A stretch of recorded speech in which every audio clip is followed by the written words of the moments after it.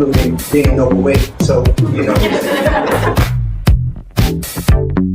scientifically, you cannot drink alkaline water and it makes your cells alkalytic. The closer you are to nature, the healthier you'll be.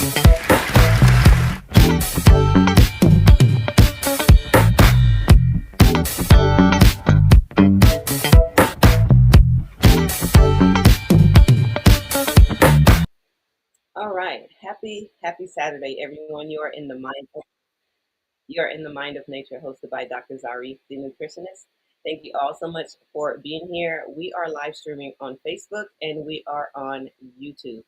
As you're coming in, please do the things, meaning go ahead and comment, go ahead and share and like. Okay, we really do appreciate every time that happens because it helps us to be pushed out to others so they can discover the mind of nature as well.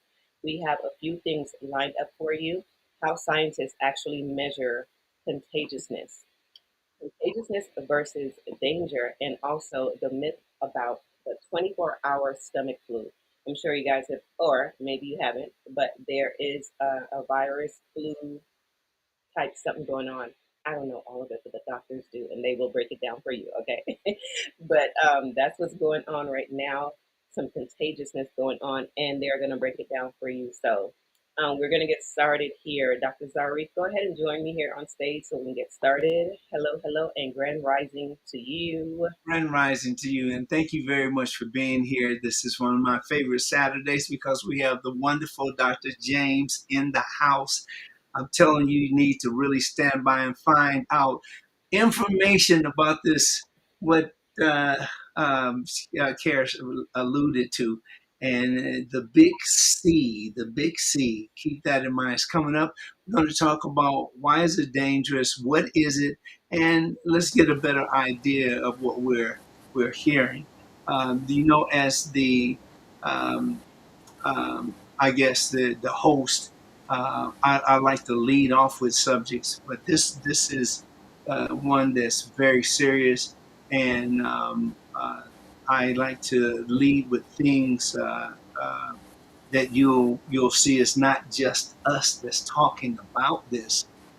This is something that is pretty widespread, and it doesn't seem like it's getting any smaller. Let's run the tape. Tonight, Taylor Farms voluntarily removing from the U.S. market all its iceberg lettuce sourced from central Mexico. This after the FDA and CDC warned Americans not to eat shredded iceberg lettuce from Mexico served at Taco Bell restaurants in 5 states. Today, Taco Bell said it's removed all that lettuce from its supply chain nationwide. The government says more than 1,644 people infected with Cyclospora, the foodborne parasite causing severe intestinal illness. But with cases in 29 other states, experts say iceberg lettuce may not be the only problem. Is it likely it could even be just one type of produce? Given that we have multiple outbreaks going on, at least according to the FDA, we just don't know at this point. Cyclospora spreads when human feces get into food or water. It can enter the food supply anywhere from irrigation in the fields to the production line. In this case, Taylor Farms' parent company says the FDA traceback investigation identified a specific Mexican farm. Tonight, the FDA says be cautious with pre-washed produce and cooking is the safest option. Ann Thompson, NBC News.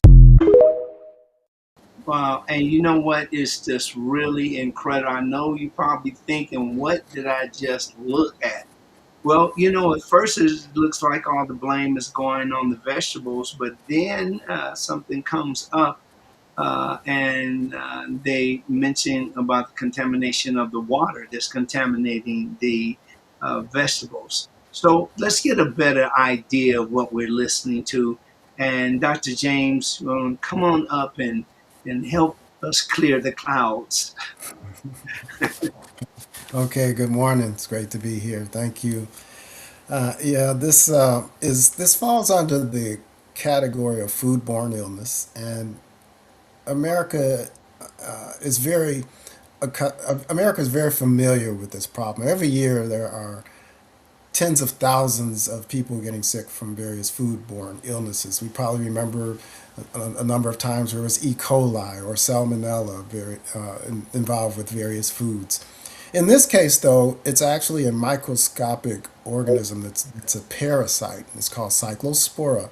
Now, you might see another term, cyclosporiasis. That's a mouthful, and that's the disease that's caused when you are infected with cyclospora. So cyclospora is a microscopic organism, a parasite that takes several several of the particles to actually cause an infection.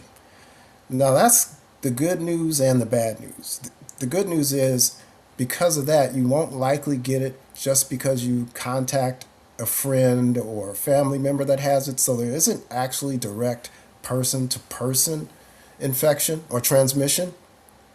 In fact, in order to be infected, it's found in the feces, but then it has to be out in the environment for several days, anywhere from 6 to 10 or 12 days before it's multiplied enough to cause another infection. And so in this case, produce has been the chief area where it's been found, but other ways you can get infected, as mentioned, is through water. Now, what I think the video didn't dwell on was you can actually get infected in being in public pools or in some of these water parks. And apparently there's enough to cause an infection because that has been another source.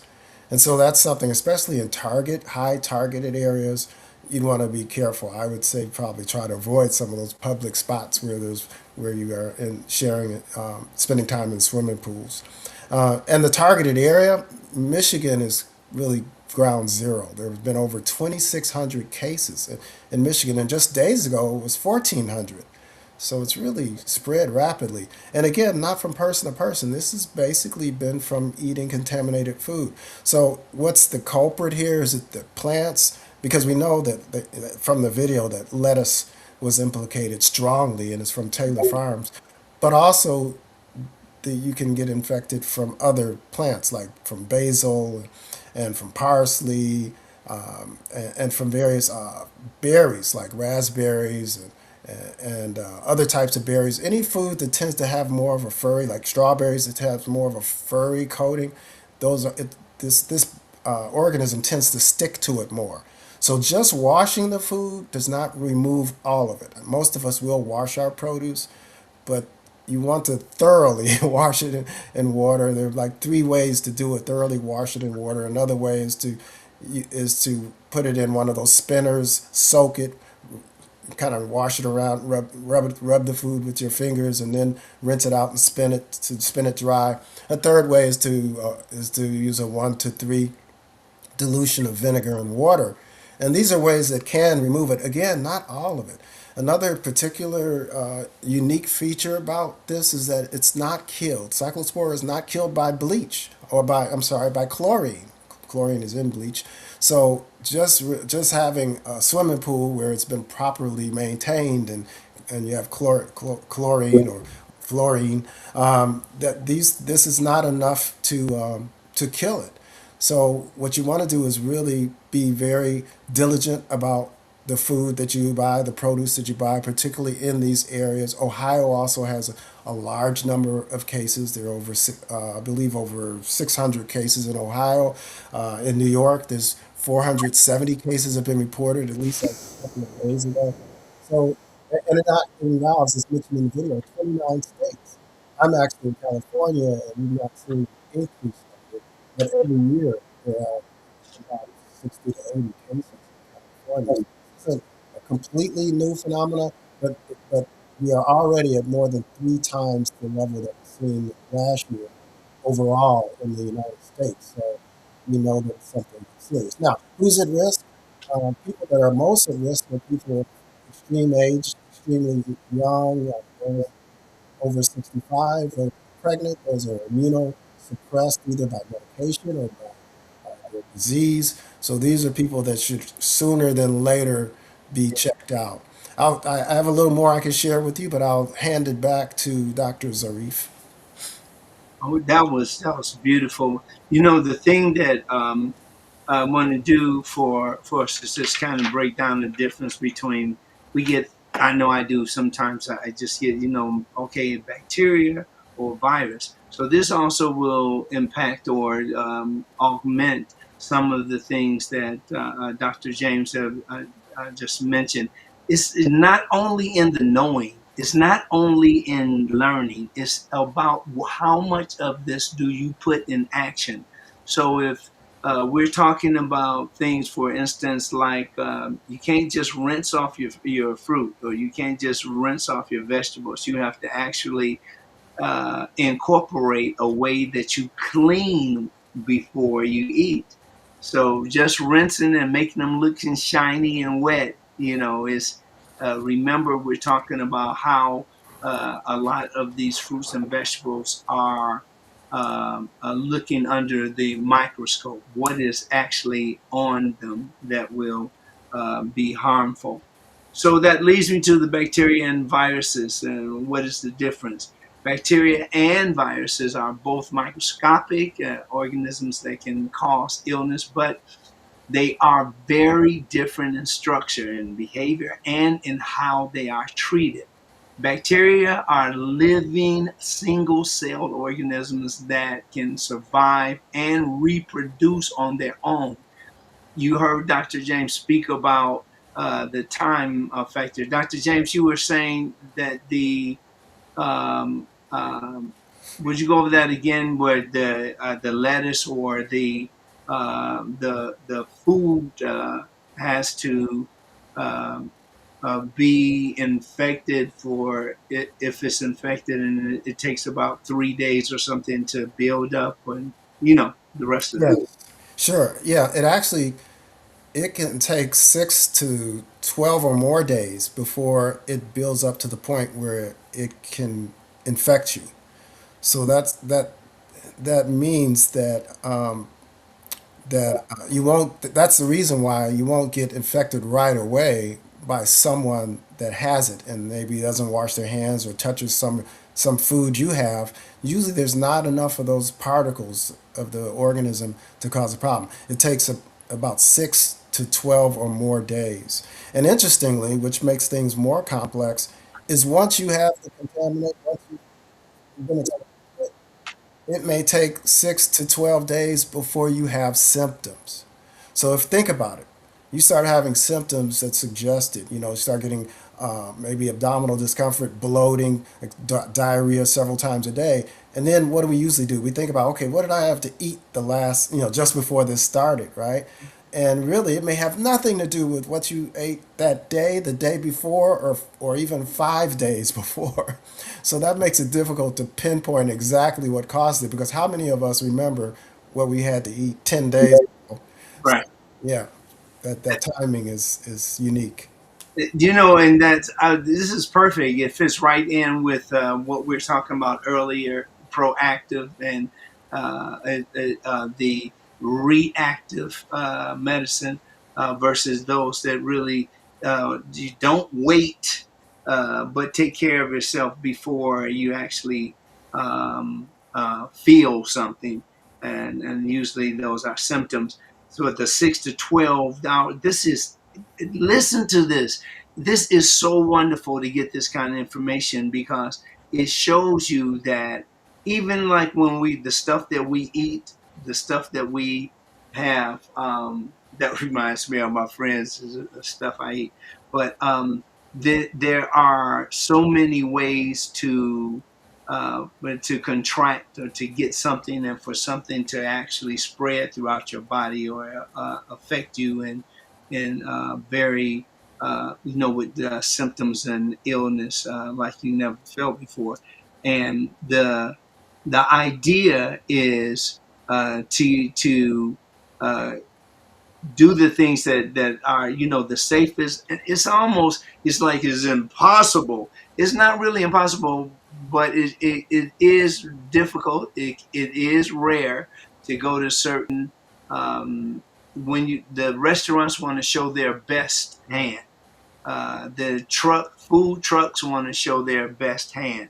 We don't even think about Wow, that chili burger sure does look good, but we don't think about what it took to make that. There's a saying that if you like law, or if you like sausage, don't look at the process, because the process will more than likely run you away from it. We're talking about the bacteria and viruses and what makes the difference. You are on Mind of Nature. We're talking with Dr. James in the house, Dr. James Thompson, brilliant physician and wonderful human. We're going to just explain a little bit more about these viruses. What's the difference between the virus and the bacteria? Well, I left off at the bacteria being a living single cell organism. It's an organism that survives and reproduce on their own, and that's what led me to my last comments. They can live in many environments, including soil, including water. And if you're talking about water, you're talking about this. We really are endangering ourselves, because many people are in, they use, they're in an environment where they might be even drinking out of um, bottles or bottled water. But if it's in a bottled water in the freezer, then you got one person that's drinking out of the bottle itself, and you got other people serving themselves out of the bottle that's been drank from. That is something that perhaps you need to look into. Some of the bacteria are helpful and part of a normal human microbiome. They're helping with digestion and protecting against harmful organisms. However, some bacteria can cause diseases such as tuberculosis, strep throat, salmonella infections, and certain types of food poisonings. Now, on the chart here, you'll see the bacteria, so you'll kind of put things in place in your mind. When it comes to bacteria, you want to think strep throat, tuberculosis, whooping cough, and UTIs. Okay, and these are some of it's a whole list of different type of bacteria, but those are some that you can equate and get an idea or a picture of what we're talking about. And a virus, now this is different. Strep throat, the tuberculosis, whooping cough. I want you to compare these. Now, the virus, like the common cold, the flu, and sore throat. Look how easy it is to get confused. Strep throat is over in the bacteria um, category, but the virus, in the virus category, your sore throat is here. You would think that, you see, it's very, very close. That's why people get a little messed up there or confused, because there's similarities. Now, if we're talking about viruses are much smaller than bacteria, and they're not considered living organisms by many of the scientists, because they cannot reproduce on their own. Like when we talked about the bacteria reproduces on its own. A virus must enter a living cell, and they use that cell's machinery to make more copies of itself. Yeah, I know. You have to what was that? Uh, a virus must enter a living cell, and that living cell is us, is the human, and then use that cell. It can also be in animals also, but uh, come think of it, can be in other living cell, can be in plants also, and animals. And the use that the cells, machinery, and making of copies for itself. This made me stop for a minute because it really talks about where viruses play a part in growing, spreading. Viruses can infect humans. They can infect animals, plants, and even bacteria itself. So the examples of viral diseases include influenza, which is flu, COVID-19, measles, hepatitis, and norovirus infections. All of these are things that we should keep our eyes on. You don't have to know some deep chemistry about this. We know that there are certain behaviors that can increase it, and there are other behaviors that can decrease the being contaminated with the bacteria or virus. I'll go back now to the wonderful Dr. James. Okay. All right. Thank you. Yes. The importance of kind of knowing these things is that you have a better understanding of treatment, and each disease that these infectious organisms can cause have different treatments. And so certainly with viruses, we know in most cases antibiotics are not going to help, you ward off a virus. And viruses tend to rapidly spread more through your body than most bacteria. So there's some differences there. One criticism of of the United States and how we handle healthcare is that often people with the symptoms of the cold or flu get treated with antibiotics, and there can be a downside to that in terms of resistant antibiotics and in terms of having an expectation of something that's going to help you, and therefore perhaps going about your business doing other things. When really, if you're being treated with an antibiotic for a virus, then now you're susceptible to the side effects of that antibiotic, and the antibiotic's not doing anything for you. Now, in this case, with the primary discussion about cyclospora, we have a parasite. And so a parasite's not a virus, it's not a bacteria, but yet it's another microorganism that can infect us. And so this is an important lesson to kind of distinguish between these organisms, because they are prevalent in our lives and they keep surfacing where a lot of people are dying. In the case of this current issue with cyclospora, there have been some deaths. And we know in general for foodborne illnesses that occurs with about 48 million people each year. And over 120,000 people are hospitalized annually for foodborne illnesses. And there are 3,000, on the average, there's about 3,000 deaths. So we're not talking about trivial matters here. But it starts with understanding, and as Dr. Zarif says, understanding these things that we can't see with the naked eye, are very important in terms of preserving health and trying to avoid contact. All right, Dr. Zarif. Yeah, this is really, really incredible. You're right.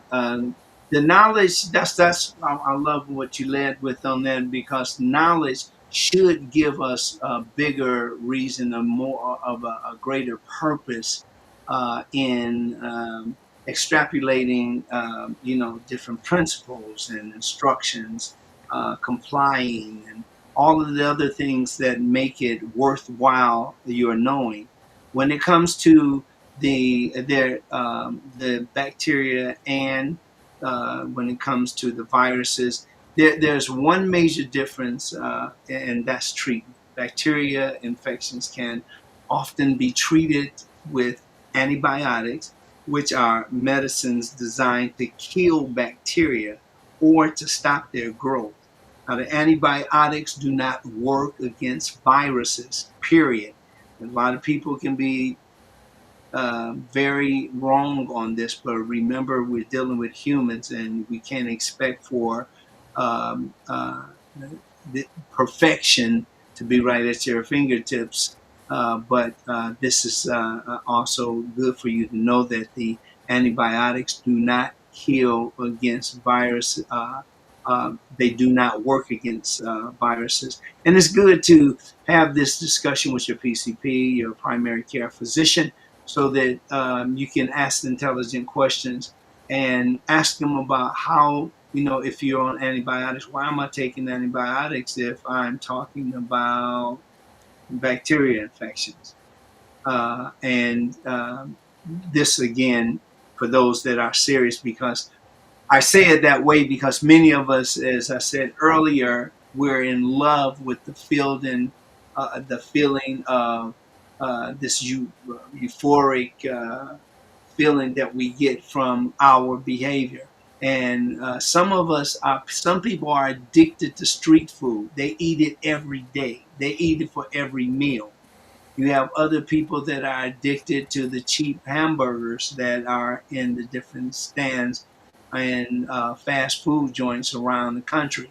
So some people are they get so much euphoria from dopamine, which is a hormone, or we call it the feel good hormone, and people don't want to give that up.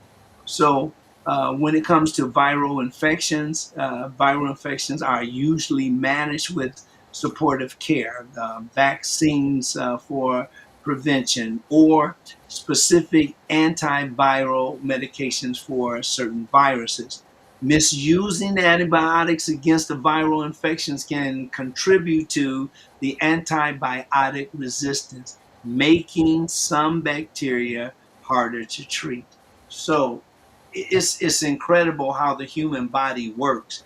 When sometimes when we take certain things or certain medications, they have an effect, but you keep taking a certain medication, it feels like it loses the effect. You can't tell any difference anymore. And usually that's the time to increase or to add more or make a change when it comes to the medications that you're using. And again, it's good to have a good medical team, because I don't care how many degrees a person is carrying, if it's not helping you, it's not helping the cause. Another difference is between the size and the structure. The bacteria are complete cells with structures that allow them to grow and reproduce independently. Viruses are much simpler and are made of genetic material, and we also know that as what, DNA and RNA, right? And this is surrounded by a protective protein and it's sometimes a fatty outer layer, because viruses depend on host cells to multiply, and that includes us, as I said earlier. They often spread by entering and taking over the cells of the infected person. Do you become a host for other diseases and other illness and other infections when you don't take care of yourself? You don't even have to know the vocabulary. You don't even have to know the science well. But if you have an idea that you shouldn't be feeling like that, or something's wrong after you you just ate a real healthy meal, and that's where this really gets confusing. And Dr. James put it together very, very clearly. However, there's some people that are, still not clear on it, not because the knowledge isn't theirs, because they just simply don't want to. We are people that belong to other people or connected with other people. It's not all about you.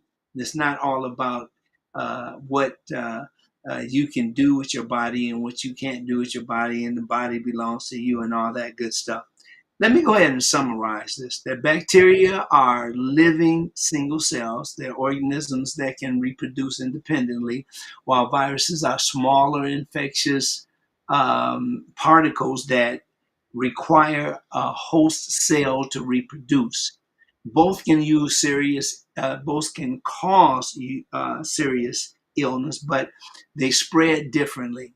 Require They require different treatments, and they are controlled through different preventative or prevention methods, such as uh, the sanitation, the vaccination, and the medical care. So we got all of that happening with these, again, the treatment and the recognition of the difference between a virus and bacteria. And we also found that it takes time. You got 6 to 12 days before you can feel anything, and sometimes you don't even think about that, going back to that restaurant and saying, look, I was here, um, 2 weeks ago or a week and a half ago, and I got very sick, and I don't know what it was, but you guys need to start, be more serious about, or, the cleanliness, and because there's consequences. You don't even have to sound like you're threatening the person, but know where you're eating. Just don't go to these places and jumping in. Know where you're eating. And I know I'm not doing anything to take away from anybody's out of their pocket, because we have to feed our families. But is it fair to say, you know what, you could keep getting people sick because you got to feed your family? Or can we say, no, change how you're preparing food, change how you're behaving when you're handling food, so that you can then help us to help you? Okay, we'll be right back. After this, we're gonna bring Care up so we can get our shout outs. And Care, you got it. All right. Thank you so much, Dr. Zarif. I appreciate that. Hello, everyone in the room. Good morning. Good morning. You are in the Mind of Nature, hosted by Dr. Zarif, the nutritionist, and we have Dr. James here as our guest this morning. We appreciate everyone here this morning. We are live streaming on Facebook and on YouTube.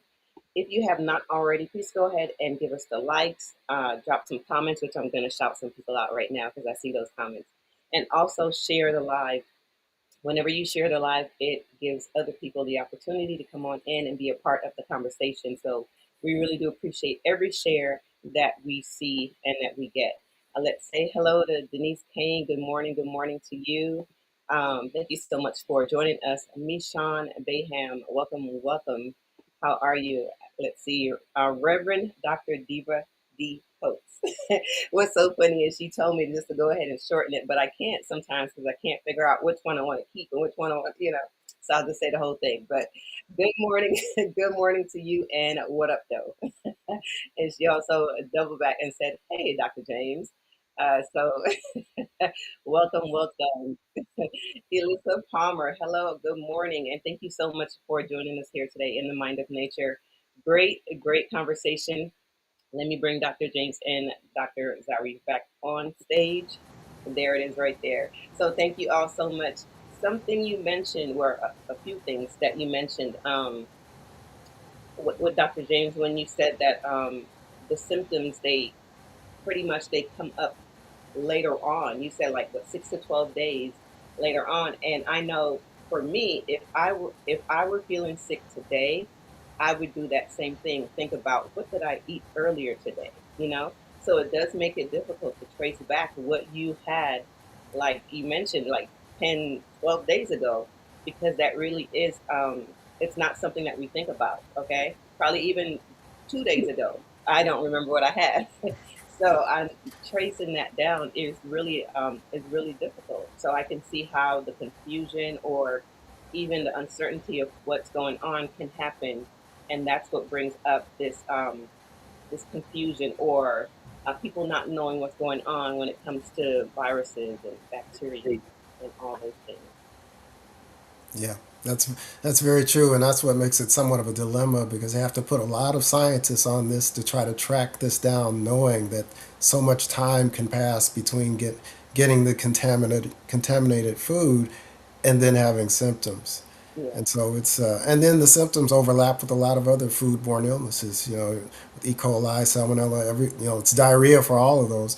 You can't have fever, and with some of them, fever isn't as common.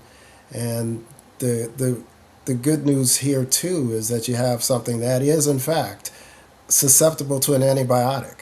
So if someone has cyclosporiosis, they can be cured. Now, the consequences of there being a delay and not being treated is you can have diarrhea for 6 or more weeks. We're talking months. so, so no, I'm sure nobody wants to go more than a day, even a day, with diarrhea 2, 3, 4 times a day. So really, it is something that should be addressed once you get past day two of having those kind of symptoms and having multiple episodes of diarrhea. Yes, absolutely. And Dr. Zari, you mentioned something you mentioned was people being addicted to street food. Now I know with street food that is it's a cultural thing too, you know. Whenever we're, buying food on the street, because I know you've mentioned before, just look to see if there are any restrooms around, or where people washing their hands and where they're using the restroom, and, things like that. So, but it really is a cultural thing. So how do people get around that? You know, Um, yeah, this is a good question, Carrie. You know, one of the things that I find that there's and the culture can still be healthy if they follow healthy rules, I would say. I know mhm, that sounds like maybe stiff, but I think people can enjoy themselves in eating the food that they want, but knowing that there's some principles like yeah, cleanliness.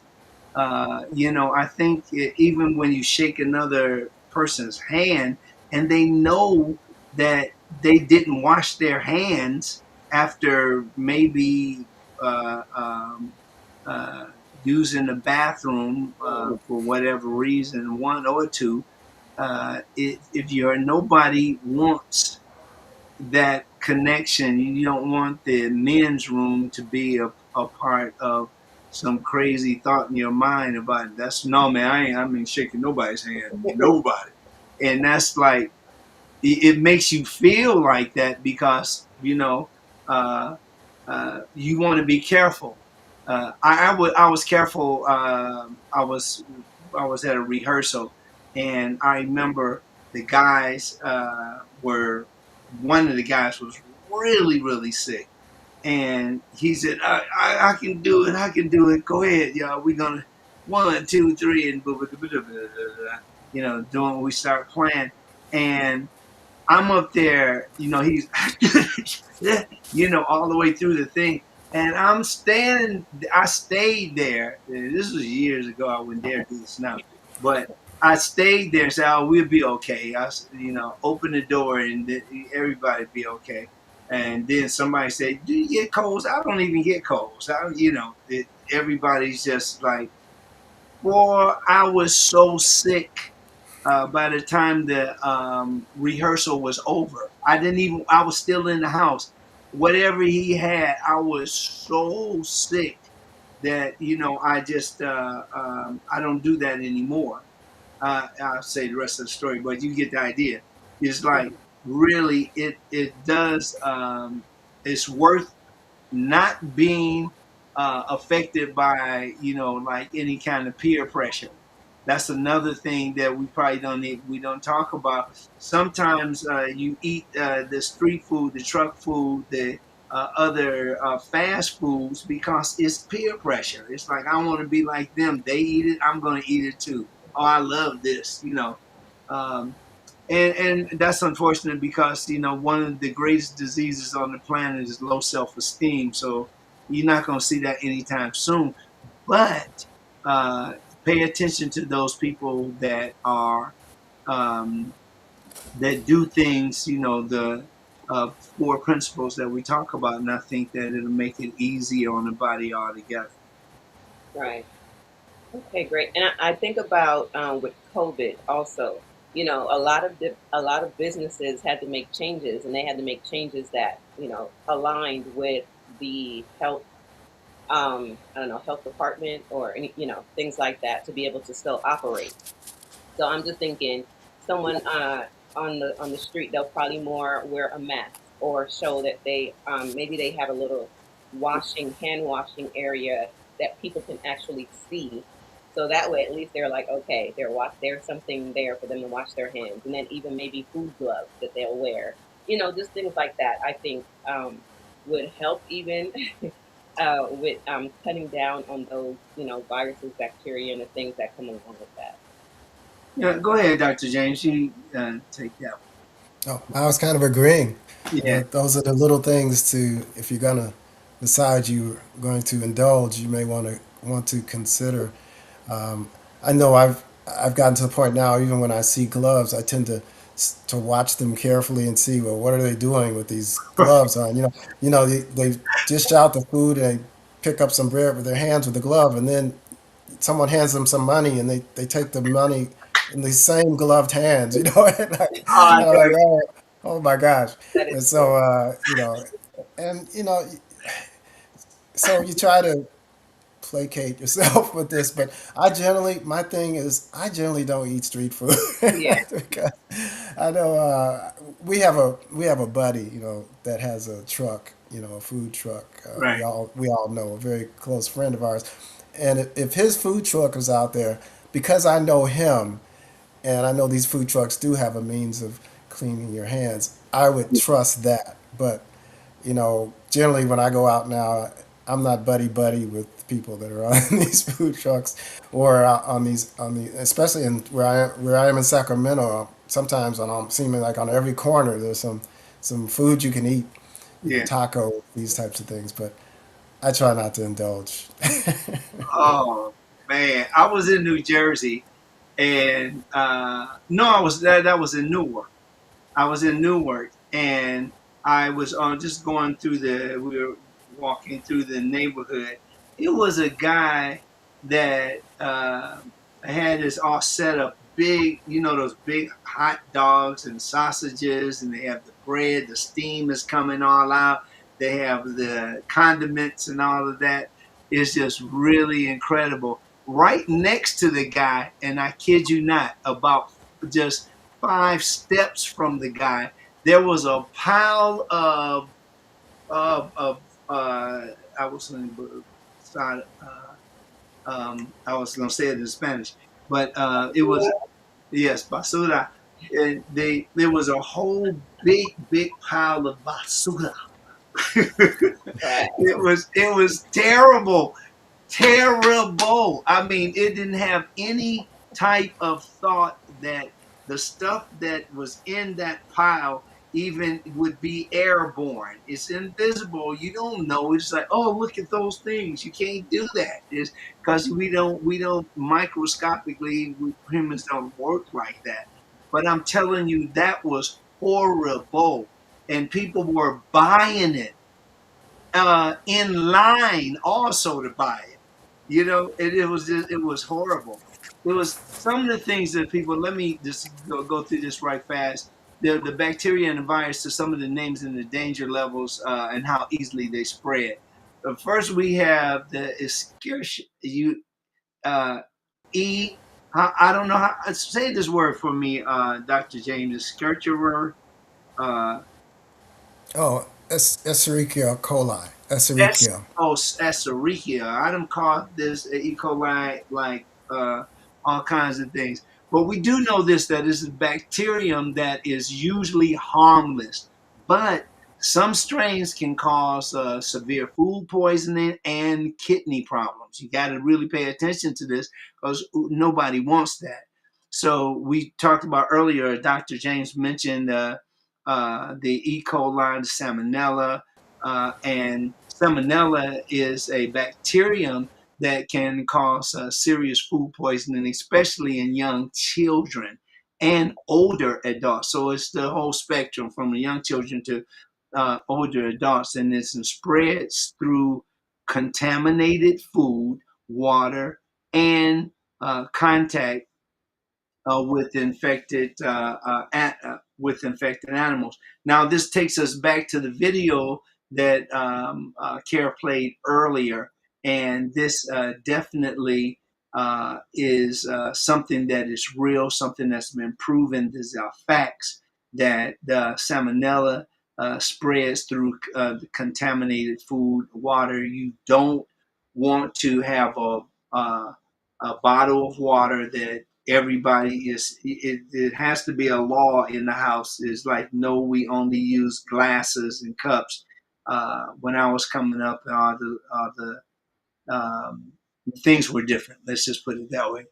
The Mycobacterium tuberculosis is a bacterium that causes tuberculosis, known as TB, and is very dangerous if left untreated and spreads through the air when an infected person coughs, when an infected person sneezes or speaks.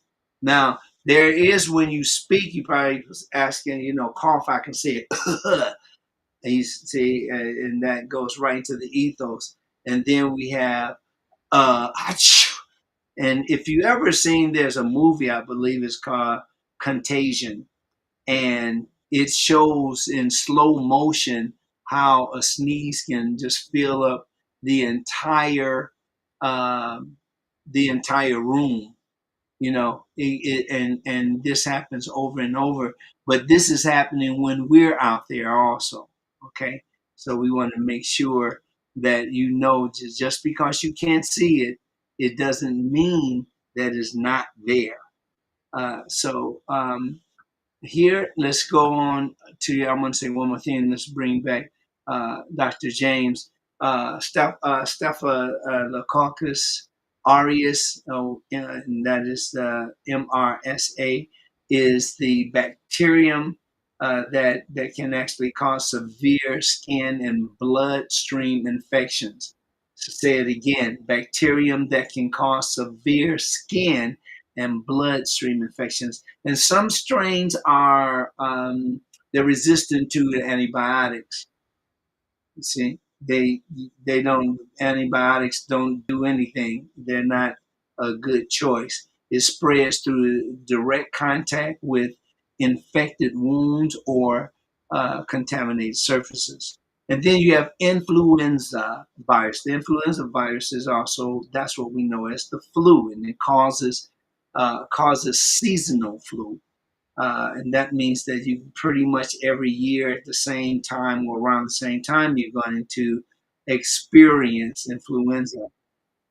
It usually is moderate illness, but it can also be severe and it can even be fatal in high risk groups. And high risk groups would be like obesity.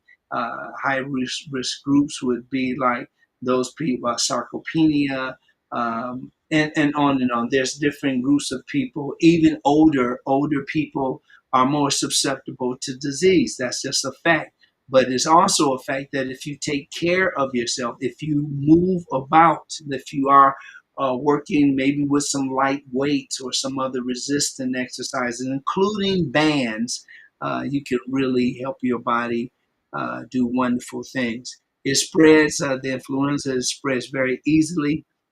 Keep that in mind. There's no strain. It's also easy to contract this through close contact with infected people. Okay, Dr. James, you're up. Yes, I'll circle back to E. coli there. Okay, So, in terms of in the context of foodborne illnesses, one of the strains have surfaced almost every year, sometimes taking over the headlines because of the incidents of people being affected, and that's the E. coli 0157H7, I believe it's called. And that particular strain is found in the feces often of animals that then contaminate produce, but it can also be found in burgers and beef products. And the interesting thing about it is it's not hard to make that diagnosis, but unlike other bacterial infections, it's not treated with antibiotics. In fact, you could do more damage if someone has that E. coli 0157H7 strain and that's causing their explosive diarrhea and often bloody diarrhea. It's one of the top ones that you see blood in the stool, as opposed to what we've been talking about with cyclospora or salmonella. And there's another devastating thing that can happen when it's not treated, or it's treated or it's treated in the wrong way, and that is you can have something called hemolytic uremic syndrome, and that's a potentially devastating complication of this foodborne illness that more often can occur in children, but can also occur in adults. And the hemolytic means that the red blood cells actually lyse. We have thousands upon thousands, hundreds of thousands, really millions of red blood cells circulating, um, tra- transferring oxygen from the brain, from the lungs to all of the tissues of our body. And so, if you have lysis of those cells, of course, you're going to struggle to live. And so, hemolytic uremic syndrome is where you have red blood cell lysis, which means you can have trouble breathing. It puts pressure on your heart. And the uremic part is what happens when you have kidney failure. So these can be very serious conditions. And again, the irony is giving an antibiotic to kill the E. coli can actually make it worse, because you can have more lysis of the bacteria, which can release a toxin that causes the hemolytic uremic syndrome. So that kind of came to mind when you were talking about E. coli, and it just goes to show you really need to get checked out when you have symptoms that suggest this. Maybe you have abdominal symptoms, and you have some bloody diarrhea within the first day or two, and it persists, or you have fever. So those are things to really, well, actually, with this particular with E. coli, you may not actually have fever. So you want to get checked out, especially if you have bloody diarrhea, and realize that there are some certain ways. Don't be expecting an antibiotic in every case. Yeah. All right. Yeah. Do you who would you suggest as far as the specialist? What type of what specialty would that be for people that are interested in finding out their I would actually start with my primary doctor. Hopefully, you have a primary doctor you could talk to. They would decide whether you need to perhaps go to the emergency department, because sometimes that's what's required by the time people meet the threshold of seeking more help. They really need an emergency department, or even paramedics, depending on the situation. Because the situation, the circumstances that suggest you should seek medical advice are if you do have prolonged or high fever of 102 or higher in this setting where you may have these abdominal symptoms and diarrhea, so fever of 102 or greater.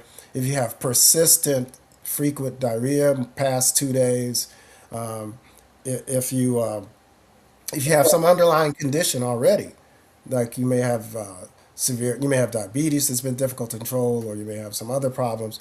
These are all situations where you want to seek help sooner. Now, in the case of what I was mentioning, hemolytic uremic syndrome, maybe if you are having symptoms of a bowel or GI problem, and you're having bloody diarrhea, and say you have back pain, or you notice your urine is real dark, or there are other things that are concentrated. There are other symptoms that suggest something's going on with your kidneys. You definitely want to be seen, and they will have you see a kidney specialist. They're called a nephrologist, and they won't be the only ones seeing you, because you need to have a primary doctor, and they might want to consult a gastroenterologist too. But starting with your primary doctor would be advisable. And if you can't reach your primary doctor, because sometimes they're just difficult to reach, emergency department. Don't if the other red flag would be if you're so dehydrated too that you have dizziness, lightheadedness, those types of things. When you stand up, you feel lightheaded. That would suggest severe dehydration. And if you're having trouble drinking, then that would be a red flag too in this situation. Sometimes people have vomiting and diarrhea, and they feel like they can't keep anything down.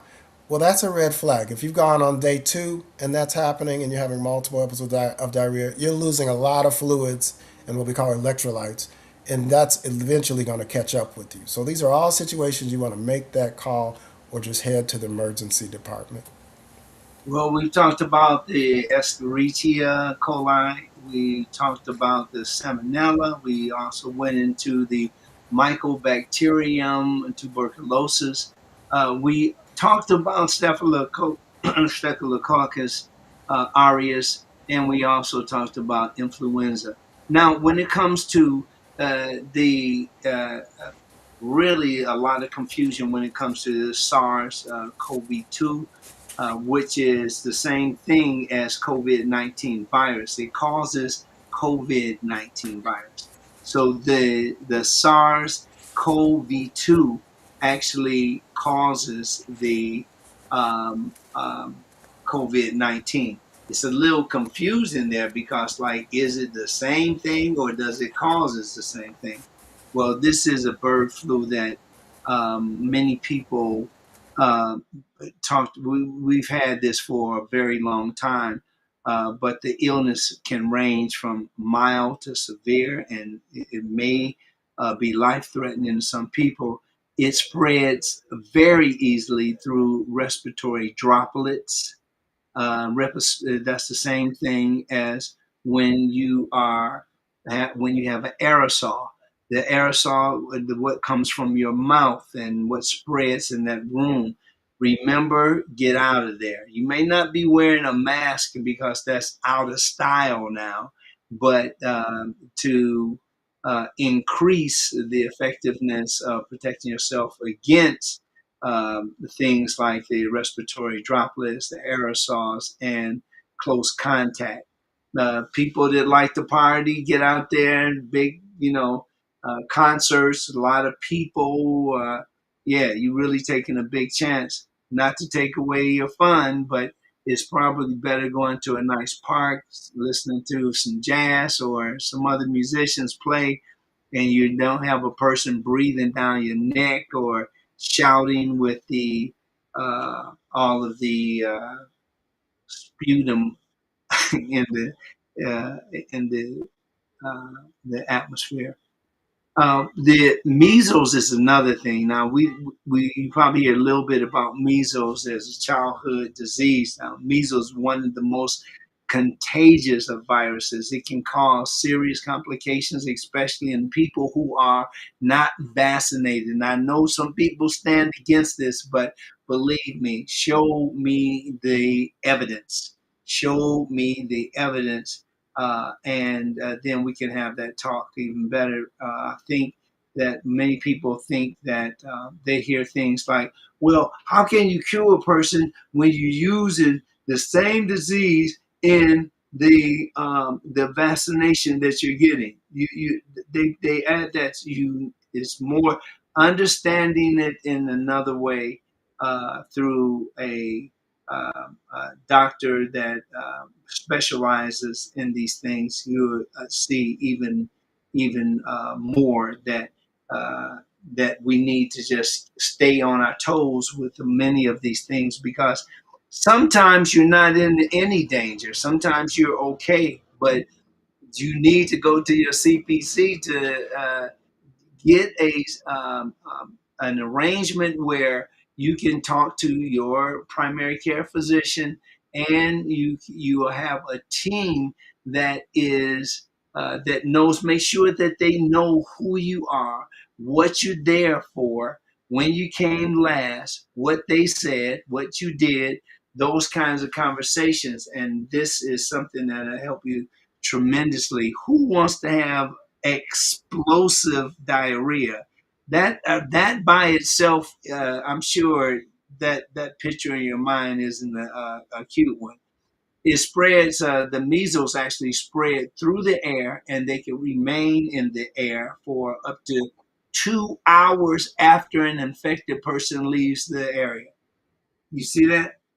In other words, somebody can sneeze in a room, and then they can leave the room, and that the droplets or the aerosols remain there for up to 2 hours after the infected person leaves the area. So keep that in mind. Lastly, I'm going to just go over this. The norovirus, it actually causes vomiting and diarrhea, as Dr. James explained to us earlier. Although it is usually not life-threatening, it is extremely contagious, and it spreads through contaminated food, water, surfaces, and direct contact with infected individuals. So there you have it. It's a lot more. It's always a lot more. Um, and Dr. James, what is this thing? The basic reproductive number. Oh, well, they use that most often in the setting of viral infections, and it really reflects the likelihood of someone passing on the viral infection to someone else. And so they call it the RO number, and that's a number that kind of gives you a relative contagious number that can explain, or rather reflect, on how contagious a virus is. So to give you an example, I think this would be a good example. So the RO of measles, let me see. The RO of measles is, I think, somewhere around 12 to 16 or something. Whereas the RO, the relative chance of getting an infection from somebody that you have close contact with or in the same room with, from someone that has COVID, is like 2 to 3. So what does that tell you? That, well, measles is much, much, much more contagious than COVID. Now we know COVID was devastating, right? Over Yeah. 1 million people died, from infections with COVID earlier, a few years back in America, and measles doesn't have that degree of death of a death rate, but it's highly infectious, and that's why if you let up on vaccinations, which has occurred lately in this country, you're going to see these cases come up, especially in areas where there are groups of people that are non-vaccinated. And so the RO is really a number that gives you a scale of relativity of how infectious the virus is. Oh, thank you very much. I was looking at some information, but the measles virus has an estimated RO of 12 to 18, Right. and that's making it one of the most contagious human diseases. Period. Measles. This is why you hear uh, and professional individuals talk about this so much, that we don't want to have a spread of measles, because it can be very devastating to the human population. It has a very high danger level because it spreads rapidly and it can cause serious complications. Now, Dr. James just talked about the COVID-19. And the COVID-19, again, you've heard it another way, said another way, SARS-CoV-2, and that's including on the Omicron variant, which actually separates the identity in the different strains of SARS-CoV-2. And this has an estimated of this, and I'm speaking about COVID-19. It has an estimation of about 8 to 10. So 8 to 10 is right under the estimated RO numbers for measles. So the measles virus and the COVID-19, wow, they wreak havoc. It has a moderate to high danger level. That is because it can cause illnesses ranging from mild to severe.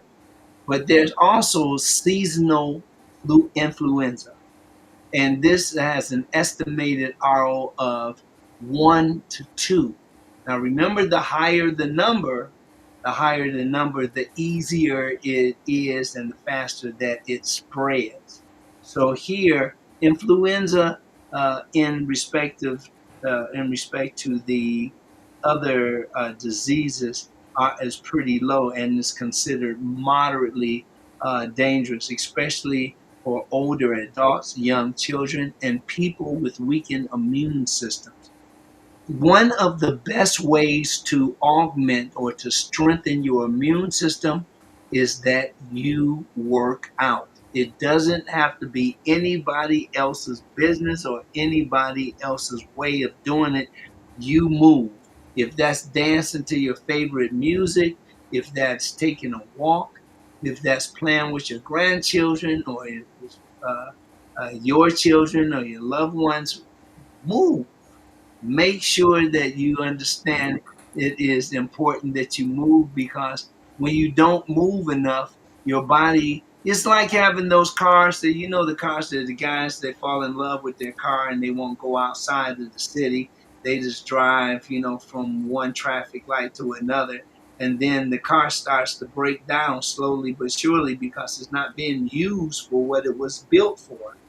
And that you take the same car and you put it on the highway and it lasts longer. I just got rid of a car. It was still in great shape, but it was time for a change. Anyway, one thing, I had almost 500,000 miles on that motor, and it just lost all compression. So it was nothing.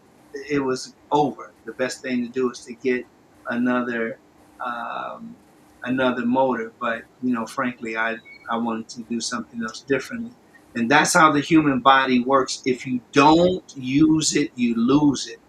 Get up, move, do something.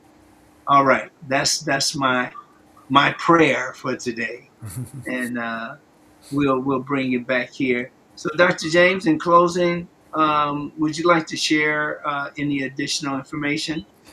Yeah, for those that were listening very carefully, you might have noticed that Dr. Zarif mentioned that RO number for COVID 19 being 8 to 10. And prior to that, I had mentioned in comparing measles to COVID 19, an RO number for COVID of only 2 to 3. Now, the reason why you saw that difference is because I actually noted a number for the first strain that came out of SARS-CoV-2, COVID-19. The first strain actually did have a lower number of around 2 to 3. Whereas as these strains mutated, and if we zoom up to Omicron family, it went up to 8 to 10. So just so there's no ambiguity, there's no confusion about that, we are on the same page. It's just that the later strains of COVID have been more infectious than the earliest strain. Oh, So, that's a great move. Thank you very much. Man, you can tell we brothers. Look at us. We got both of us got on black. That's what I'm talking about. That's universal uniformity. yeah, yeah. And Yeah. my last comment would be just that I'd like people to take away from this that you want to continue on the path of fostering good health by, as Dr. Zarif said, consistent movement. Intensity isn't as important as consistency. So consistent movement, exercise, and healthy food choices. And eating more fruits and vegetables is one of the healthiest decisions most people can make. But the goal isn't to be fearful about fresh produce with what we're talking about in terms of these foodborne illnesses. It's really to respect food safety and wash your food, refrigerate it properly, avoid cross contamination. Wash your hands before you handle your food and before you wash the food. These are important things to do. And realize that the health benefits of eating more plants far outweigh the relatively small risk of foodborne illness when food is handled properly. All right, Dr. Zarif. That's beautiful. That's the way yeah. I can't even, I'm going to leave that needs to be untouched. That's a beautiful closing. Thank you so much, everybody, for being here. This is great. Thank you, Dr. James, for being here. I need to go care. You have anybody that we didn't mention before we get going? I did see Yolanda Rogers here. Good morning and blessings from Dearborn, Michigan. So thank you so much. I appreciate you, Yolanda. Yeah, Dr. James was telling us that actually in Michigan is ground zero for our subject today, and the let's say that name again, Cyclospora. And that's the organism, Oh yeah. that's the parasite. And Hmm. cyclosporiasis is mentioned a lot and written a lot. That's the disease you get from infection for that parasite. I was for those of you that are vegans and those of you that are you still are eating animal product. You see, again, I think this is another advantageous moment to say that the vegans have excellent. That diet is just really wonderful because there's no meat involved. When you include meat, you include a higher risk of infection, a higher risk of illness, and so I just wanted to share that with you because when you eat certain foods like this parasite, for instance, this is the um, cyclosporase or the cyclosporum. This particular worm or parasite, this is what comes with meat animals, not plants. Sometimes it can get affected by if, again, just like we talked about, there's more things to talk about with that, like human feces, chicken feces, you have cattle feces, you have all of these types of feces. That's how we fertilize the dirt to become soil. But when we look at the food, the whole idea of food, how can I say this? It's not food goes through again is processed even in creation. The way that food is made, you just heard me say all of this about the manure, and then we eat from the fruit that is grown by the land or the soil that is treated. You got to really give it some thought there. It's like, how could any of us really be? There's this different forms of food, and that different forms of food doesn't make anybody better than the other, but it gives us choices. And if you're still choosing to eat cattle and you still choosing to eat chicken and fish and so forth, do your due diligence to find out more about it, as many of the bodies of water today are definitely contaminated. Many groups of the chickens and the layers and broilers, and all of these are just things that we can look into to be a better self here on the Mind of Nature. Thank you very much, everybody. We'll see you next time. Thank you, Dr. James. When are you coming back? I guess we're talking about the third Saturday. I don't actually have a calendar in front of me, Oh, but whatever that third Saturday is, I think that should work out. that's Um, all.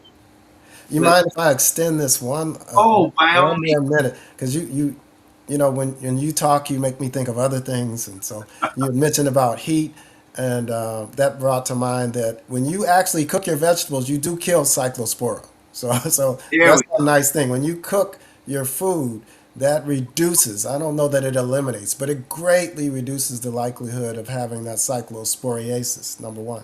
And Yeah. then number two, bagged fruit and vegetables that are frozen, they're usually frozen soon after they are clipped off the vines. Those tend to have less risk of cyclospora too, because they haven't had time for the parasite to multiply. So, one thing we want to leave people with, solution isn't just antibiotics that can help cure the disease, but helping to prevent the disease is by taking these other concepts, bringing these other concepts to mind.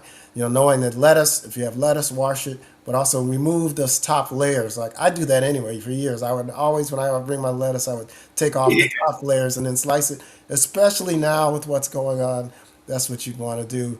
And like I said, wash your food, wash your hands, and realize that freezing helps if it's right from the retailer.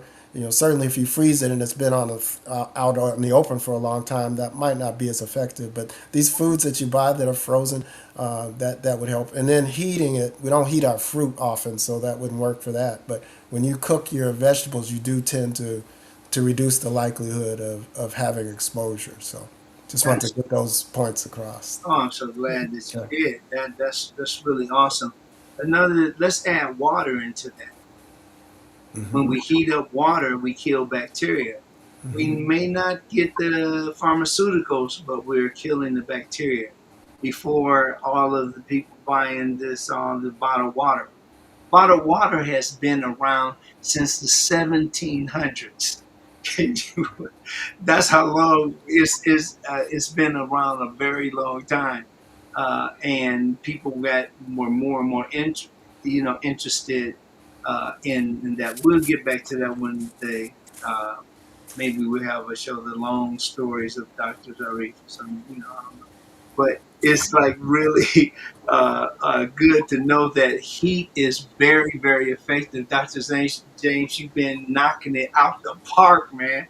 You're right on it. That's definitely, when it comes to heat, one of the best ways to treat your food is, the cooking comes in handy. And remember this. When I do that, that means balance. Don't overdo it. And that's or underdo it. It's really that balance. Okay.